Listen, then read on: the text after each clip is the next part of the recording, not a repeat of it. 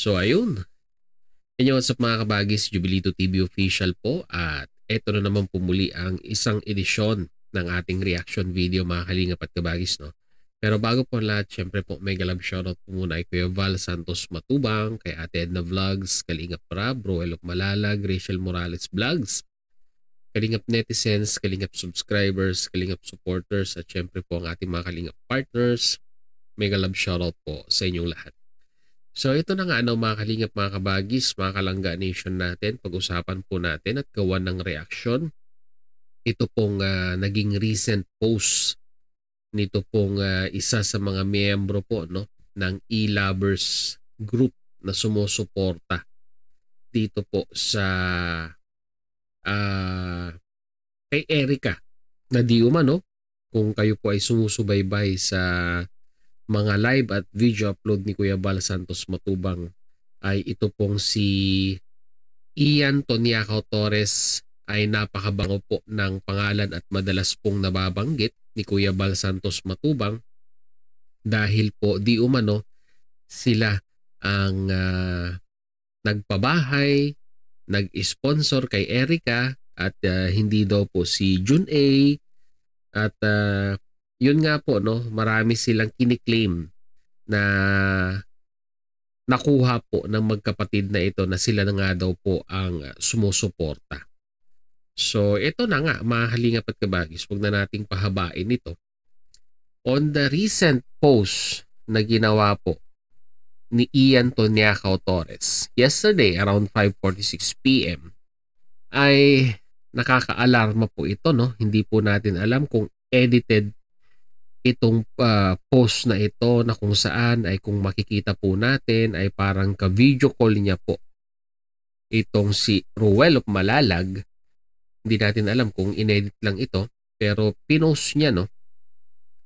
At meron po siyang caption na salamat dong Roel, maaw ni tarong nga vlogger, dili ka musawsaw sa gubot, di gani kasulbat sa iyang community nga gubot pas bulbul. Gatungan noong samot murag walay ng buot, unproof lang ang peg. So, kung titingnan po natin mga kalingap at kabagis, no, ay ito pong salitang ito ay mostly it is Visayan, mga kalingap, mga kabagis, mga kalangga nation natin. At kung ita-translate natin ito sa Tagalog ay medyo confusing po, mga kalingap, mga kabagis, mga kalangga nation natin, dahil sa unang part ay parang pinipraise niya si Roel of Malalag, pero sa pangalawang part ay parang hindi po natin maintindihan kung parang dinadown niya si Roel. Kasi base po dito, kung ita-translate po natin, no, word by word, ito pong sinabi ni Ian Toniacao Torres ay ito po yun. Ito yung vlogger na matino, hindi sumasawsaw sa mga gulo. So, yun po yung unang part ng translation, no? Si Roel of Malalag daw ay yung vlogger na matino na hindi sumasawsaw sa gulo. Pero yung pangalawa po, medyo nakakalito na. Kasi ang translation ay hindi nga siya makasolve sa community ng magulo pa sa bulbol. Parang walang modo. So doon parang confusing, no, mga kalingap at kabagis, itong post niya na ito dahil parang sa first part ay piniphrase, tapos sa pangalawa ay parang sinisiraan. So parang magulo, mga kalingap at kabagis, no. Sa mga viewers po nating Bisaya dyan ay bigyan nyo po ng linaw kung ano po talaga ang ibig sabihin nitong post na ito ni Ian Toniacao Torres, dahil unang-una po sa lahat ay hindi pa nga po tapos ang gulo na kinapapalooban ng e-lovers group dito po kay Erica. Ay bakit naman po ngayon ay nagpo-post siya ng mga ganitong caption at screenshot ng alleged video call niya kay Roel of Malalag? Hindi kaya aware si Roel of Malalag sa kinapapaloobang issue ni Ian Toniacao Torres sa mundo ng kalingap, lalong-lalo na kay Erica, na si Dodong Roel ang alam naman po nating naka-scout dito po sa pamilyang ito, kay Lolo Miguel at kay Erica. Or pwede rin naman po, mga kalingap at kabagis, itong video call na ito ay masasabi nating luma na at ngayon niya lamang po ipinost nung kasagsagan ng pagkaka-scout ni Ruel of Malalag kay Erica at sa pamilya po nila Lolo Miguel. Pwede rin po yun, mga kalingap at mga kalangga nation natin. Pero ang malaki pong katanungan dito ay bakit po sa kalagitnaan or sa kasagsagan ng issue niya regarding nga po ng e-lovers at dito po kay Erica ay bakit niya po ipinupost ito pong screenshot ng video call niya or hindi natin alam, alleged video call niya kay Ruel of Malalag. Alam ko po aware si Ruel of Malalag dito dahil alam naman po natin na updated po itong si Dodong Ruel kung ano man ang issue na pumapaloob po sa mundo ng kalingap, lalong-lalo na po sa mga beneficiaries. So parang may double meaning po itong pagpo-post ni Ian Toniacao Torres ng picture ni Ruel of Malalag dahil mga kalingap at kabagis ay alam naman natin na ang e-lovers group na kinapapalooban nitong si Ian Toniacao Torres ay medyo magulo at talagang binabatikos po ni Kuya Bal Santos Matubang. So ang masasabi ko po dito, mga kalingap at kabagis, ay magsilbing reminders po ito sa mga sumusuporta sa maglangga natin kay Ruel at kay Rochelle na hanggat maaari po ay kilatisin nating mabuti ang mga taong tinatanggap po natin sa ating community dahil hindi po natin alam ang kanilang totoong intensyon kung bakit po sila pumapasok sa ating community or sa ating pong sabihin na nating grupo.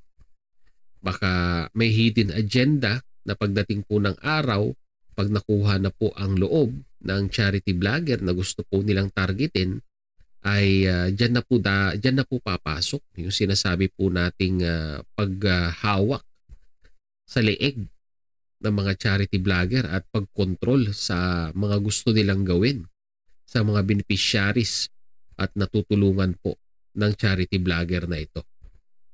So itong reaction video na to, mga kalingap at kabagis, ay reminders lamang po na tayo po ay maging mapagmatsyag sa mga taong lumalapit sa mga iniidolo nating charity vlogger, kilatising mabuti at palaalahanan din po ang ating mga sinusubaybayan at sinusuportahang charity vlogger na hindi lamang po mag-isip ng isang beses bagkus ay pag-isipan ng maraming beses yung mga bagay-bagay na dumarating sa atin at yung mga taong nakikihalubilo sa atin dahil by the end of the day ay hindi po natin alam ang true intention, lalong-lalo na po pag hindi naman po natin talaga totoong kilala o nakaka-video call lamang po natin sila at hindi po natin alam ang totoong intensyon ng kanilang pagpasok sa ating community. So yun lang masasabi ko dito, mga kalingap at kabagis. Mag-comment po kayo sa ating comment section kung ano naman po ang inyong opinion. At kagaya nga po na sinabi ko sa mga kababayan po nating Bisaya dyan, pakitranslate naman po ang sinabi ni Ian Toniacao Torres na may caption pong, "Salamat Dong Roel, maaw ni tarong nga vlogger, dili kay musawsaw sa gubot, di gani kasulbad sa iyang community nga gubot pas bulbol. Gatungan noong samot murag walay naibuot, unproof lang ang peg." So yun po ang kanyang post sa kanyang community na may kasama po ang screenshot ng litrato po ni Dodong Roel na allegedly na ka-video call niya po. So yun, mga kalingap at kabagis, hanggang dito na lamang po ang ating reaction video for today. Maraming salamat po dahil hanggang sa dulo po ng ating reaction video ngayong araw na ito ay patuloy nyo pa rin pong sinasamahan po si Jubilito TV Official. At muli po, nagpapaalala po ang inyong host sa mga hindi pa po nakasubscribe sa channel ni Kuya Val Santos Matubang, Ate Edna Vlogs, Kalingap Rab, Ruel of Malalag, Rachel Morales Vlogs. Suportahan po natin, subscribe ang kanilang mga YouTube channel. And at the same time, muli po, Naglalambing din po ang inyong host. Sa mga hindi pa po nakasubscribe sa channel ni Jubilito TV Official ay paki-hit naman po ang subscribe button at ang notification bell para maging updated po tayo no, sa mga darating nating video posts o reaction video.